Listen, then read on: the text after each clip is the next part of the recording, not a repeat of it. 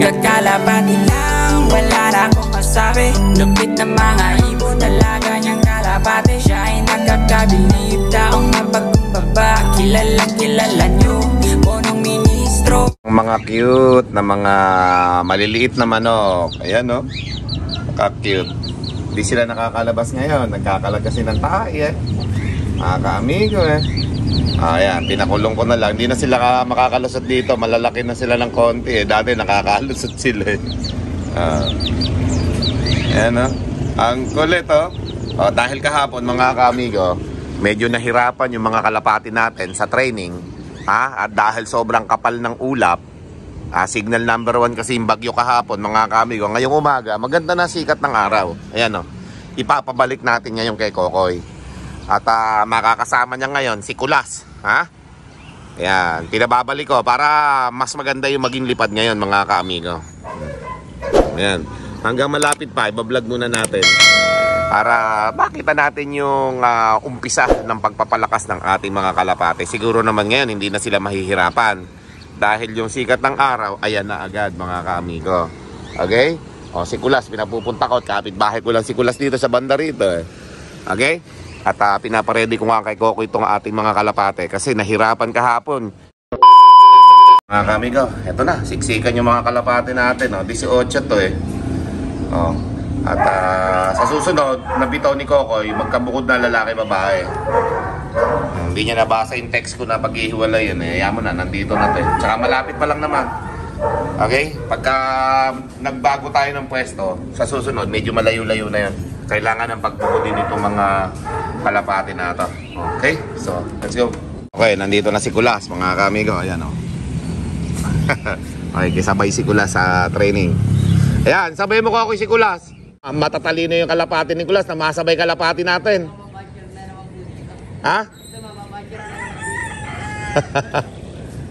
Diyan natin malalaman yung kalapati ni Kulas. Rumirekta daw Kokoy Magaling daw yung kalapati ni Kulas rumirekta daw agad Tingnan natin ngayon. Malapit pa lang naman.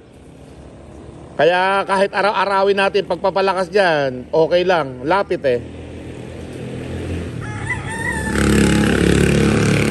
Pero kapag malayo na mga ka-amigo, 1 o 2 araw lang gano'n, tapos pahinga na. Ngayon, 3 natin kasi nahirapan kahapon. Nang malaman nila yung tunay na daan, ngayong maliwanag na yung panahon. Ayan sikat na sikat yung haring araw mga ka-amigo. Kaya ngayon, baka bumilis na lumipad yan at hihintayin na natin dito mga ka-amigo. Kaysa naman bababa pa ako, tapos mamaya, ayan na rin yung mga kalapate. Sayang lang akit ko, masakit yung paa ko Okay? So abangan natin yung pag-alis nila. Malis na mga ka-amigo. Ayun na yung dalawa. Okay, maya-maya pa naman yon. Labuyo natin Okay, ganda ng kulungan ng labuyo natin mga ka-amigo. Mukhang totoo yung sinabi nila na pag binunot yung mahabang buntot, hindi tutubo agad-agad. Tingnan nyo, hanggang ngayon hindi pa tumutubo yung mahabang buntot Wala pa. Sana mapadami natin para yung mga magiging anak nila makapagpakawala tayo sa mga kabundukan. Yan, para lumabas yung mga YB natin dito. Yan, maglalabasan kasi yan Ganda nung imbrek natin mga ka-amigo. Diba? Ayan yung kapatid niya high milim imbrek yan. Parehas maganda mga ka-amigo. Parehas babae. Sige, labas na kayo dito na makapagpaaraw kayo. Ayan, mga ka-amigo, palalabasin na natin sila dyan para ayos. Gaganda niya. Bumubulas mga ka-amigo yung imbrek natin.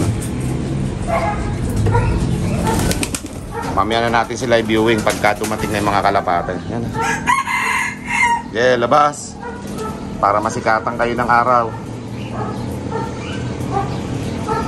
Na-allergy nga ako mga ka-amigo kahapon Although medyo nahirapan yung kalapati natin, pero nakauwi rin naman lahat. Pero syempre ito yung panibago nating ibabatcher Okay, yan tuloy lang natin sila, diba? Alam na nila kagad kung saan sila pupunta. Yan, paglaki niyan mga kaamigo, paglaki, pag edad-edad niyan, alam na nila yung loob nila. Umaakit sila sa 360 viewing, yung kulay ng loob nila dito sa labas. Malalaman na nila yan mga kaamigo. Palatandaan na nila yan. Na kapag lumipad sila, nandito yung bahay nila, makikita nila red and white. Alam na nilang bahay na nila to. Kaya bihira tayong na-overplayan dito mga kaamigo. Dahil maganda yung mga palatandaan natin, ano? Okay? Yan, lumilipad na dito yung kakaawat lang natin. Okay? So, tardo sa taas mga kaamigo. Abangan na natin yon. Saglit lang yan mga kaamigo. 15 km lang Nahirapan lang kasi kahapon yung kalapati. May bagyo kasi mga kaamigo, signal number 1. Kaya nahirapan sila. Okay, so dahil malakas ang ulan kahapon, magsuswipe muna tayo. Mga kaamigo, dami pang tubig Iinumin lang to ng mga kalapati natin. Yan Pagdating dito nun, tingnan natin kung may pagbabago Yan Baka may pagbabago yung lipad nila ngayon mga kaamigo dahil nga kahapon nahirapan Okay? Dahil nahirapan sila dahil makapalang ulap. Ngayon tingnan natin, masipag yung masipag, malakas yung sikat ng haring araw mga kaamigo Okay? At dahil maganda yung sikat ng araw, baka sakali na bumili sila. Ngayon, maganda na yung sikat ng araw dito sa tapat ng loob natin.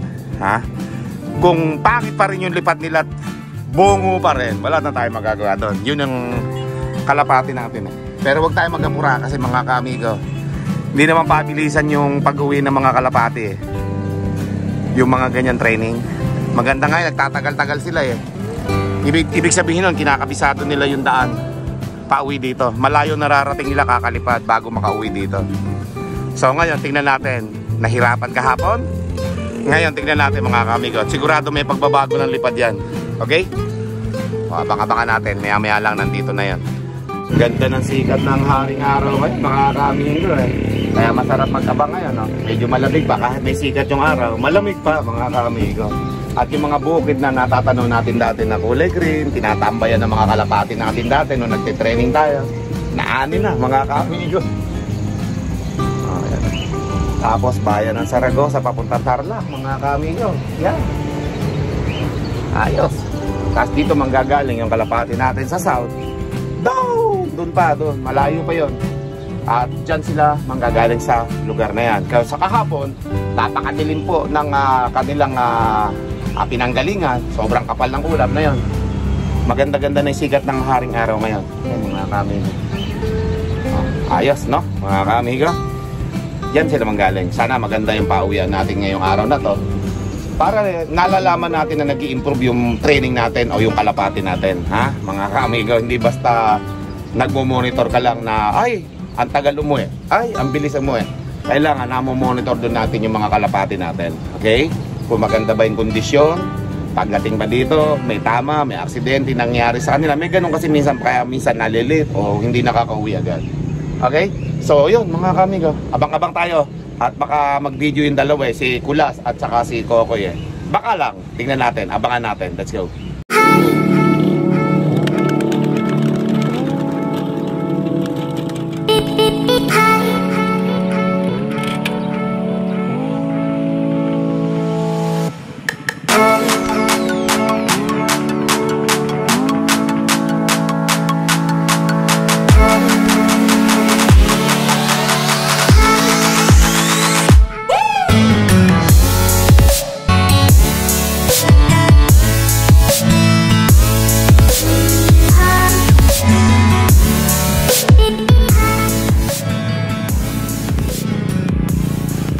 Abangan na natin, mga ilang minuto lang yon ay sigurado yung kalapati natin on the way na. Abangan natin kung may pagbabago. Nahirapan sila kahapon dahil may signal number 1 na bagyo. Ngayon kaya, mahirapan pa rin kaya sa pangalawang araw na pagbalik nila doon sa unang toss natin na medyo may kalayuan. Kasama po niya mga kaamigo si Kulaslop. Si Kulaslop mga kaamigo, isinabay niya yung 4 o 5 niyang kalapati So tingnan natin, baka buena si Kulas. Tingnan natin kung magaling yung kalapati ni Kulas. Okay? 7 km pa lang daw yung lipad ng kalapati niya. Kaya tingnan natin ngayon Medyo malayo-layo ito, 15 km. Sana kayanin ng Kalapati Nicolas. Okay? Rumerekta do yung Kalapati Nicolas sa 7 km eh. So abangan natin mga kamigo. Anytime, nandito na yung Kalapati na yon.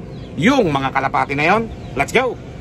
Okay, so kahapon mga kamigo, ang naunang dumating dito yung may white plate natin na blue bar na pencil. Parang ganun yung kulay niya mga kamigo eh. So tingnan natin ngayon kung mauna siyang makauwi ngayon dahil siya yung unang nakatuklas ng daan. Solo po na umuwi dito, although may pasaway ng konti nung dumating siya, ayaw pumasok, pero naantay pa niya yung mga kasamahan niya na dumating bago siya pumasok din. Okay? So ngayon tingnan natin kung makakapagawa siya ng sariling daan, ano mga kami, habang nagmo-monitor ako dito. 7 minutes pa lang sa pagkaka-release nila yung mga Kalapate, pero hindi pa nag-send ng video mga kamigo eh. So yan. At maya-maya nandito na yon mga kamigo. Tingnan natin kung sino maunang umuwi ngayon sa ating mga Kalapate. At yun nga, marami tayong Kalapati kahapon na late na umuwi. It's okay. Nag-explore sila sa daan mga kamigo. Baka hindi natin alam na naglibot lang sila. Okay? At nagkakabisado ng mga dadaanan. We'll see. Tingnan natin ngayong araw na to at maganda sikat ng haring araw ngayon. Ganda, di ba mga kamigo? So abangan natin yung mga Kalapati natin ngayon. In a few minutes, sigurado may darating na dito na mga Kalapati natin. Ewan ko lang yung kay Kulas, kung kasabay na uuwi dito o baka bumukod ng uwi yung kay Kulas. Tingnan natin. Let's go! Ayan na yung mga Kalapati natin mga kamigo. Ganong kabilis. Nanggaling sa may kawayan mga kamigo. Yan mukhang marami sila ngayon Sabi sa inyo yung kahapong nahirapan sila, ngayon sabay-sabay silang makakauwi pala. Ayan nagdapuan na. Diba? Sakto mga kamigo. Pagbaba ko dito, siya naman pagdating nila pambihira. Ayan na. Suk. Ayan. At tatanggalin na natin yung tambay nila mga kamigo Hanggang umaakyat ako, papapasukin na natin sila. Suk. Sik. Nga mga kamigo, rumekta sila. Yun yung sinasabi ko na may pagbabago pag ibinalik ngayong umaga. Kung hindi natin ibabalik dito, pag niyan, wala. Hindi ganun kabilis. Suk. Pasok na. May inumin doon. Suk. Suk.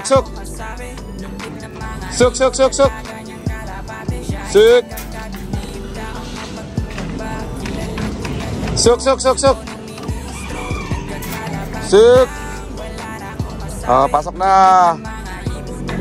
Na magyabang. Pasok. Pasok na. Suk. Okay. At iba naman natin mga kamigo. Pasok. Baba. Tsaka rin bilangin mga kamigo. Pagbalik, mga pagod ng pagod pa sila Kailangan mawala na yung tambay nila na yan mga kamigo. Kailangan pagbalik nila, dapo agad sa landing board, pasok agad para masanayin na nila yun. Suk. Okay. Pasok na. Suk. Kailangan pagdating mga kamigo, sanayin yung mga Kalapati nyo sa training pa lang para mawala yung tigas ng ulo. Ganyan yung ginagawa natin. Para sa susunod, alam na nila gagawin nila, papasok lang. Ito naman. Para walang tambay mga kamigo. Para walang tambay. Ayan. Hindi natin alam kung 18 yan. Suk. Sige.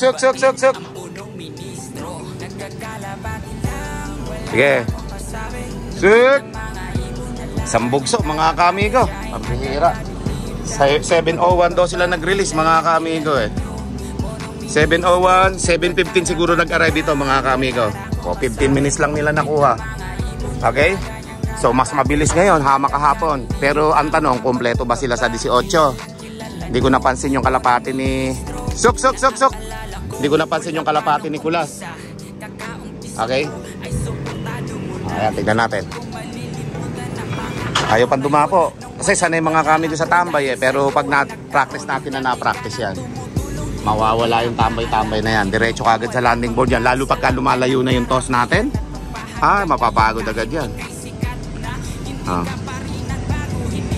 Suk.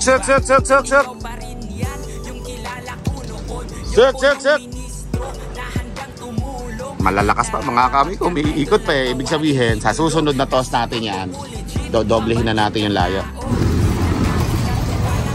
Pasok na. Hirap papasukin ng iba, makukulit pa eh, malalakas kasi eh. Ayan, 5 yung nasa landing board. Hanggang sa matapos din yan, tiyagaan lang mga kamigo talaga sa pagte-training. Suk. Suk. Hanggang sa pumasok na lahat yan. Suk. Kalusot pa yung isa. Mawawala din ang kulit niyan pag pagod na yan mga kamigo. Pasok. Suk. May 4 pa tayo. Nandun yung isa sa baba. Suk. Itong dalawa na to. Pag napasok natin itong dalawa na to, dalawa na lang. Ayan o. Patsagaan lang talaga mga kamigo eh. Suk. Ayan na. Dalawa na lang. Suk. Marami din nagtos mga kamigo. Nagdadaanan yung mga kalapate. Ayan o. Diba? Mga pang south yan mga kamigo. Lalayo na ng mga tos nila. Tayo, ngayon pa lang, okay lang yan. Ayaw nyo talagang bumabang dalawa. Parehas kayong makulit ha. Teka. Suk. Mapapagod kayo. Okay, bumaba na rin mga kamigo. Pasok. Suk. Kailangan lang mapapractice mga kamigo. Kasi kung walang practice talaga, talaga. Tiyagaan lang. Ayan o. Dalawa na lang. Suk. Ayan na. Kamigo. Tapos bilangin natin ngayon. Suk. Natakot pa sa akin. Hindi ko alam kung 18 na sila ha, mga kamigo. At yung Kekulas, hindi ko alam kung napasama yung Kekulas dito sa grupo ng kalapati natin o sa iba napasama ha. Hindi ko nakita kasi na may bumukod eh. Lahat nung dumating na yan, dito mismo sa ating loob bumaba. Ibig sabihin, humiwala yung kalapati ni Kulas. Mamaya malalaman natin kung nakauwi lahat yung kalapati ni Kulas. Okay, ito, ang dami nagdadaan eh. Yan, may 3. Yan. Nag-training sila mga kamigo. Alright. So, baba tayo ngayon. Tingnan natin kung ilan yung ating mga kalapati na dumating. Let's go. Ilang kayong lahat na dumating. Ito yung nanamlay dati. Humahabol siya sa training mga kamigo. 4, 5, 6, 10, 2, 4, 6, 7. Kulang na isa. 17 eh. May nabukod na isa, mga kaamigo. 5, 10, 17, mga kaamigo, kulang ng isa. So, bali, 8 yung babae dito, 10 yung lalaki. Bukod natin para malaman natin kung babae o lalaki yung kulang. Let's go. Ayan o. 2, 4, 6. Ayun yung isa. So, bali 7. 18 yan. Kulang ng isa, mga kaamigo. Okay? 15 minutes lang nilang kinuha. So, yung isa na yon, hindi natin alam kung nag-explore ba sila, ano ba ginawa nila. Ang importante, marami tayong pauwi kesa tuluyan silang nawala at naging bobo. Okay? Ayan. Habang, eto pala isa sa baba, mga kaamigo. Kala ko naman nawala yun. Kompleto pala tayo kagad, mga kaamigo. So, papasukin na natin yung loko na yun. Doon lang pala nagpahinga. Loko na yan. Ayan o. Kaya pala nandito yung mga kalapati natin. Ayan o, yung blue bar na maitim. Yun. Ay, nakapasok na. Dito dyan. Yun. Papasukin natin yung nag-iisa na yan. Kompleto pala mga kamigo. 15 minutes nilang kinuha kahapon eh. Yung iba, ang tagal. Kasi nga, yung lugar mga kamigo, maulap. So, yun yung pagkakaiba. At ngayong araw, mga kamigo, pagkatapos natin mapapasok ito isa na to, meron na naman tayo pagpaparisin na napakagagandang kulay. Samahan nyo ako maya-maya mga kamigo. Let's go! Ayan na. Nakapasok na mga kamigo. Kaya kompleto yan, 15 minutes na yan mga kamigo. Nakuha ko na. Napagtsagaan ko, wala pa si Kokoy eh. Ito na mga kamigo yung ating pagpaparisin. Hindi ko alam ang tawag dito, kayo na lang po ang bahalang magpangalan. At kung anong kulay ito mga kamigo. Milky siya eh. Ha? Ayan, kulay natin. Milky mga kamigo. Yan o. Pakagandang kulay niyan mga kamigo. Grabe. Yan o. Diba? Napakagandang kulay po niyan mga kaamigo. Diba? Parang maulap-ulap mga kaamigo. Napakaganda. Although masikat yung araw mga kaamigo. Pero yan. Makikita ninyo na napakaganda ng kulay niya. Ha? Parang Andalusian nating lalaki ito eh. Pero maputi kasi siya. Kung naging babae nga ito mga kaamigo, doon ko ipapares to sa Andalusia nating lalaki. Papakita ko mamaya sa inyo yung kamukha nung pagka itim-itim na yan na batik-batik mga kaamigo. Yan o. Ang ganda mga kaamigo, no? Oh. Rare color natin dito yan. Hindi ko alam kung ano tawag sa mga ganyan. Opal ba yan? Hindi ko alam eh. Kung opal yan, mag-comment down below. Kung hindi, pangalanan nyo kung anong klaseng kalapati yung mga ganyang kulay. Okay? So ito yung magiging kapares niya mga kaamigo. Para siyang Andalusia na black. Yan o mga kaamigo. Kunin natin ha. Mabait lang ito eh. Yan mga kaamigo ha. O yan. Parang Andalusia na black mga kaamigo. O. Ganda no mga kaamigo. Yan o. Binabara ko na siya o. Diba? O. Mukhang magpapares agad mga kaamigo. Okay ba yung ginawa kong kulay mga kaamigo? Napakaganda niya no. O. Namamares mga kaamigo. Imported na imported yung mukha nung itim oh. Grabe. Oh. Yan oh. Kung yung bang mukha pa lang ulam na sa babae, imported yan eh. Mga binili ko yan mga kaamigo. Oh, yan mga kaamigo, kaganda. Parehas pala ito imported mga kaamigo. Kaganda ng kulay oh. Oh. Oh, di ba? Ayos tayo magpares mga kaamigo. Ganyan tayo magpares ang kalapate. Parehas maganda mga kaamigo. Ayan. At dadali na natin sila mamaya sa kanilang cage. Ha? Oo. Baba. Uupo pa yata. Sana maganda yung maging kulay ng anak nila mga kaamigo. Okay? Oh, ayan. Ayan. Woohoo! Miss-score agad mga kaamigo. Very good. Pares na. Mabilis itong magpapares mga kaamigo. Hindi tulad ng iba na syempre hindi magkakilala. Nag-aaway-aaway pa. Ito pares agad katulad nung isa nating kahapon. Nagpares agad ano? Ha? Yung ating golden brown. Oo. Upong-upo mga kaamigo. Grabe ha. Ha? Upong-upo mga kaamigo. Ganda. Oh. Magandang kulay niya mga kaamigo.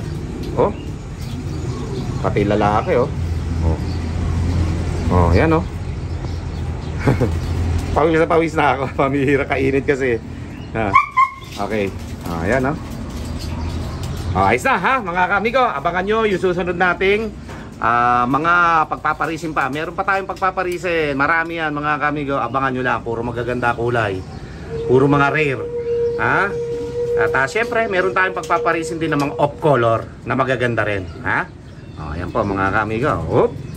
Talagang paris na paris yung babae mga kaamigo. At dahil dyan, tara na mga kaamigo sa baba. At ilagay na natin sila sa kanilang mga cage. Let's go! Amigo, nandito na yung dalawa. Si Kulas. Pambira si Kulas, sumama pa. Gusto makita yung mga breeder natin dito. Yung mga tinatago-tago natin mga rare color dito. Sinama ni Kokoy. Okay, so ayan mga kaamigo. Abangan nyo yung ating mga susunod na pagpaparis-parisen. Si Kulas, namamangha sa nakikita niya dito. Okay? Pero hindi pa niya alam kung nakauwi na yung mga kalapati niya. Okay, abangan po natin yan sa susunod na tos. Pag nagtos si Kokoy at konti na lang ang kinalga rito, nawala na po mga kaamigo. Pero sigurado, nandyan na yung kalapati ni Kulas kasi matalino yun, nagsosolo ba? Nagsosolo ng uwi yun eh. Kaya abangan po natin yan sa susunod na tos nila. Okay? So, until next time, see you in my next video. Let's go! With punong ministro, Love TV.